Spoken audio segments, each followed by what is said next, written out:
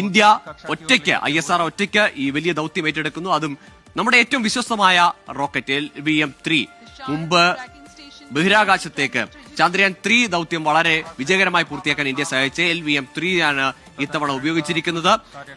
ഒരുപാട് ലക്ഷ്യങ്ങളുണ്ട് ഈ സൈനിക മേഖലയുമായി ബന്ധപ്പെട്ടാണ്, പ്രത്യേകിച്ച് നാവികസേനയുമായി ബന്ധപ്പെട്ട് ഇന്ത്യയുടെ സമുദ്ര പരിധിയിലുള്ള നിരീക്ഷണവും അവിടുത്തെ സുരക്ഷയും കൂടുതൽ ശക്തമാക്കാൻ, അവിടുത്തെ കമ്മ്യൂണിക്കേഷൻ കൂടുതൽ കാര്യക്ഷമമാക്കാൻ സഹായിക്കുന്ന തരത്തിലുള്ള ഒരു ഉപഗ്രഹമാണ് ഈ വിക്ഷേപിച്ചിരിക്കുന്നത്. നിലവിലുണ്ടായിരുന്ന GSAT-7 പകരമാവുകയാണ് ഈ GSAT-7R ദൌത്യം കമ്മീഷൻ ചെയ്യുന്നതോടുകൂടി, അല്ലെങ്കിൽ ബഹിരാകാശത്തെത്തി പ്രവർത്തനക്ഷമമാവുന്നതോടുകൂടി മുമ്പത്തെ രുക്മിണി എന്ന GSAT-7 അതിന്റെ പ്രവർത്തനം അവസാനിപ്പിക്കുകയാണ്. അതിനുശേഷം ഇനി GSAT-7R ആയിരിക്കും ഇപ്പോൾ വിക്ഷേപിച്ച ഈ ഉപഗ്രഹം. അത് വിജയകരമായി പ്രവർത്തനം ആരംഭിച്ചു കഴിയുമ്പോൾ രുക്മിണിക്ക് പകരമാവുക ഈ അത്യാധുനിക ഉപഗ്രഹമാണ്. കാരണം പലതരത്തിലുള്ള വേവുകളെ ഒരേപോലെ ഹാൻഡിൽ ചെയ്യാനുള്ള, ഏറ്റവും കാര്യക്ഷമമായി ഹാൻഡിൽ ചെയ്യാൻ കഴിയുന്ന ഒരു സാങ്കേതിക വിദ്യയാണ്.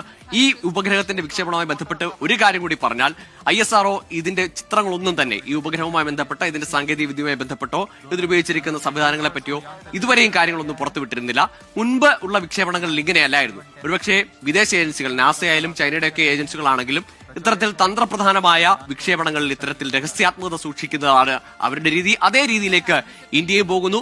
ഇനി മുതലും അങ്ങോട്ട് ഇത്തരം വിക്ഷേപണങ്ങളിൽ, തന്ത്രപ്രധാനമായ ഇത്തരം ഉപഗ്രഹങ്ങളുടെ വിക്ഷേപണങ്ങളിൽ ഇതുതന്നെയാവും രീതി.